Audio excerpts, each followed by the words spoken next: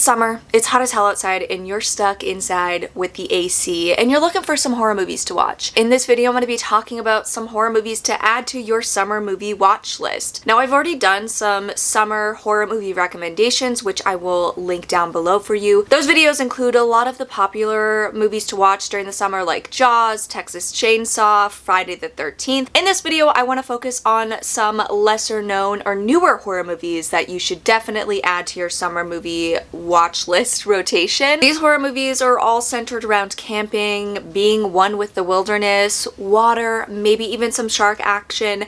So let's just jump right into it, shall we? The first one I want to talk about is a new horror movie. It's called Found Footage: The Making of the Patterson Project. This is a mockumentary style found footage horror movie similar to movies like American Movie, and it centers on an indie film crew who are making a found footage horror movie about Bigfoot. We watch as they cast the movie, they come up with the funding for the movie, and then ultimately film the movie in the middle of the woods. And like any good horror movie, a lot of obstacles are thrown their way and some demonic weird stuff starts happening to the crew while they're filming. This movie is so funny. I was laughing out loud at times, and it's just filled with so much heart. It really feels like a satire slash love letter to indie filmmaking and found footage horror movies in general.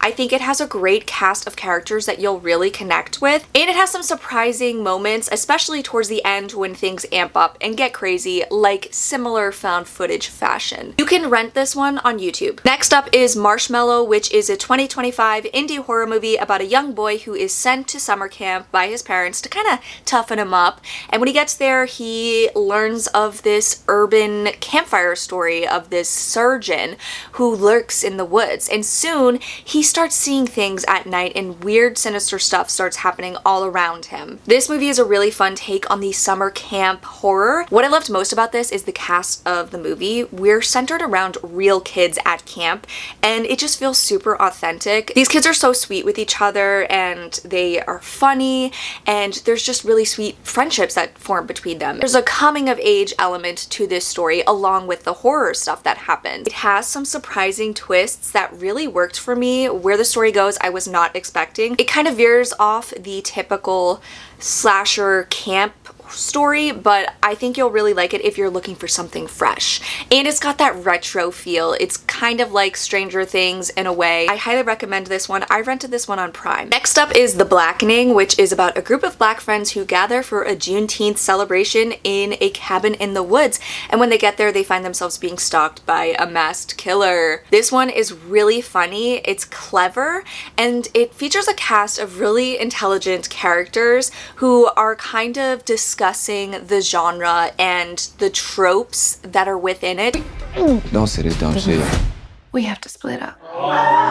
There's a lot that's going on that feels very straightforward slasher. There's not a ton of surprises, but I think it's such an enjoyable ride with these characters, and I was laughing all the way through. I was just really impressed because the characters, they're really likable, you really root for them, and I think they have really great chemistry together. You can watch this one on Peacock. Next up is Fear Below, which is a shark movie, but it's a period piece shark movie. So this one is set in 1946 Australia, and it focuses on a group of divers who are recruited by a group of gangsters to recover some stuff that they lost in a body of water. It's a small river. Once they get down there, they discover that there's an aggressive bull shark lurking in the area, and they're essentially forced by the gangsters to retrieve the stuff they need while this shark is swimming around. I think that this is just a fun take on the shark genre. Setting it in 1946 was so interesting because they have these old school diving suits that I thought were really cool. I think the cast, the divers, they are really good. Like, they feel like a good cohesive team. They have some great chemistry, and they just feel like real people, like, that have been fishing in this area, so you really can get behind them and root for them, and the gangsters are just deplorable. Don't show the shark a ton, which I think is the best way to go, like, go the Jaws method, but when they did show the shark, I didn't find it to be too horrible. Like, some of the shark movies, the CGI sharks awful. This one wasn't too bad. And it's also a crime thriller, so there's an interesting crime story at play. This was just a really fresh take on the shark genre that I think is worth checking out. You can rent this one on Prime. Campfire Tales is a movie that I love. I've talked about a number of times on my channel, but this is from the 90s and it's a horror anthology. It's centered on a group of kids whose car breaks down and they decide to sit around the campfire and tell horror stories while they wait for help to arrive. And each story is based on an urban legend. There are some stories that I think are better than others, but they have some really great actors throughout all of these stories. And there's one story in particular that I love in this movie. It's called People Lick 2. It's so horrifying. It has stayed with me since I was little. There's just so many memorable moments in this, and I think it's just a really creepy horror movie. And I love the urban legend aspect, and it has a fun twist at the end. This one wasn't available for streaming for the longest time. It's available on Tubi, so I highly recommend it. It just has those quintessential summer horror movie vibes. Venom from 2005 is a teen slasher that I feel like has gone way under the radar. This one is set in the Louisiana bayou, the swamps, so it's hot, it's sticky, it's gross, and I just feel like it screams summer horror. This is centered on a group of teens who begin being stalked by this guy who essentially becomes possessed by these spirits after he dives into the water to save a woman who she's traveling with these snakes that are filled with these spirits, and he gets bit by one of them, and it essentially turns him into like a walking possessed zombie. And he's not just possessed by one soul, he's possessed by 13 evil souls. Love the concept of this, and I love the setting, and it has an incredible cast of young actors in here. We have Megan Good, whose grandmother was the one traveling with the spirits, so she knows what's going on and she tells the other kids we're in deep shit right now. And I think that there's just such a heightened sense of danger throughout this movie as these kids are trying to figure out what to do, and they get killed off in brutal ways. So it's just fun and unexpected at times, and I think it's definitely a really entertaining slasher that I wish more people knew about. Now you do, now you know, so you better go watch it. It looks like you can rent this on Amazon Prime, Fandango, and it's also available on Fubo TV, which I've never used, so I don't know how that works, but there's options, okay? And it's worth the rent. Then we have Crone from 2016. This is a found footage horror movie about a couple who decide to go camping on their first date. That is the first mistake. Don't ever go camping on a first date. So they go camping and obviously things go wrong, but they find help in the group of these women who are living in a little cottage. But they soon realize there's something off with these women and they find themselves in deep shit, okay? This one is a folk horror and it gets really weird and creepy and eerie. There's so much stuff dealing with the woods in the wilderness that I love, and I think just like the nature aspect of this just screams summer horror watch. It was just very surprising. I wasn't expecting the direction that it goes. The movie starts off kind of slow, but once they meet these women, the story picks up. There's a lot of paranoia, there's dread and tension, and I think if you like folk horror movies, you definitely need to watch this.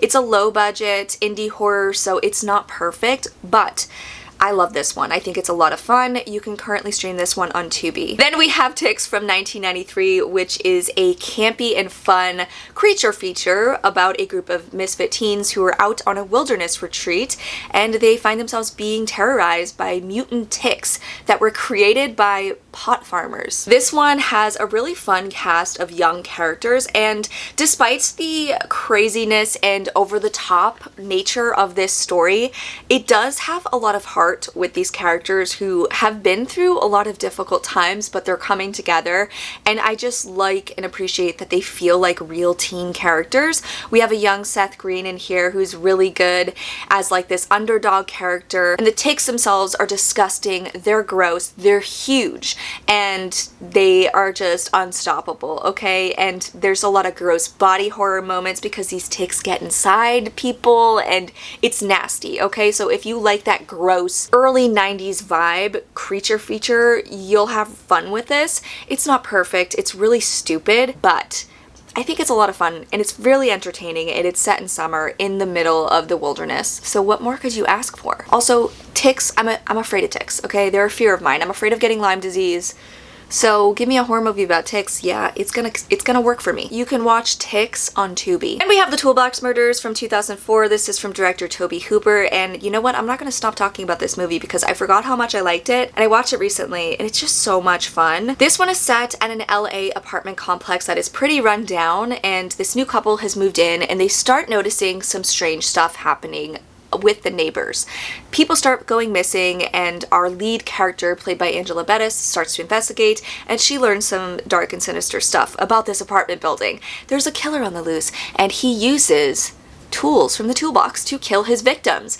This one, I love the apartment setting. I've talked about it before. Can't get enough of the apartment setting. It's very creepy, but it feels alive. It feels lived in. It feels like an actual apartment building with so much character, and it's filled with some really fun, quirky characters that are just great on screen. And I loved watching them interact with our main character as she's kind of struggling a bit to adjust to this new place that she's living.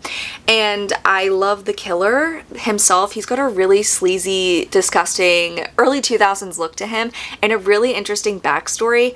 Plus, I think the kills are pretty fun.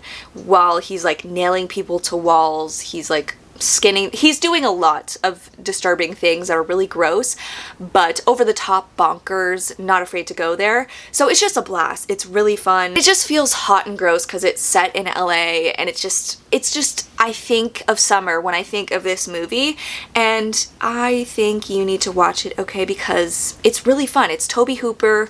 He's just silly and having a blast with this. So I think if you go in knowing it's not going to be scary, but you're going to be entertained, you'll have a blast with this one. I rented this one on Prime. Next up is The Camp Host from 2024. This is about a couple of van lifers who head to a campground, and they discover that their camp host is a little unhinged. She might be a murderer, okay? This one is really silly and really fun. I think that it has like the perfect camping vibe, and it has a great cast of characters, and I love watching them kind of interact and bond over the campfire, sharing stories of their lives.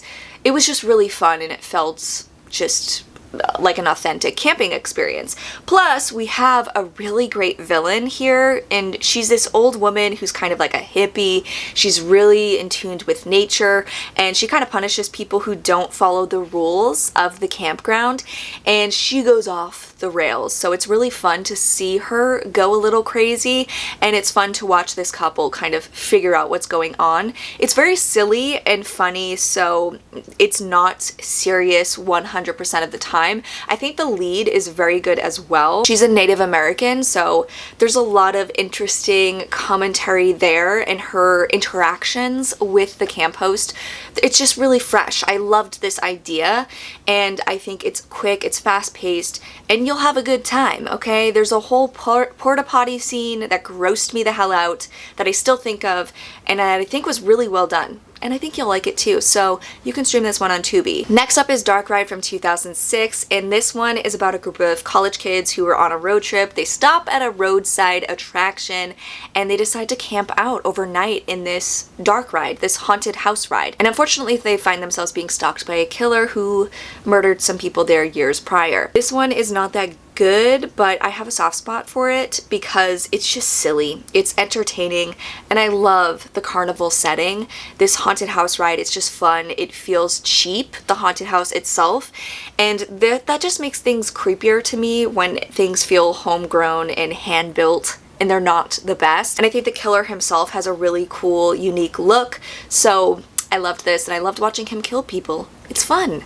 You can watch this one on Tubi. Then we have The Funhouse, which is another Tobe Hooper movie. This is from 1981, and it's similar in concept to Dark Ride. It centers on a group of kids who decide to sneak into the amusement park while it's closed. They sneak into the haunted house to stay the night, and they witness a murder there, and then find themselves being stalked by this killer. This one has a really unique killer. Like, his look is just so creepy and unhinged, and it's just fun watching these kids get killed off one by one in this haunted house.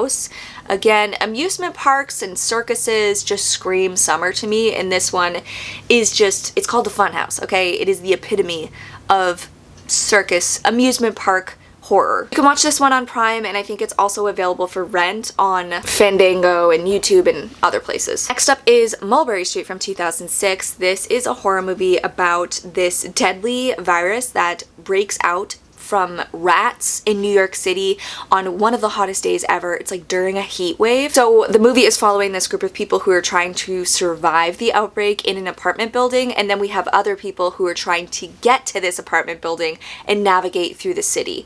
So it's very chaotic and intense. It feels very gritty, and it feels hot because of the heat wave.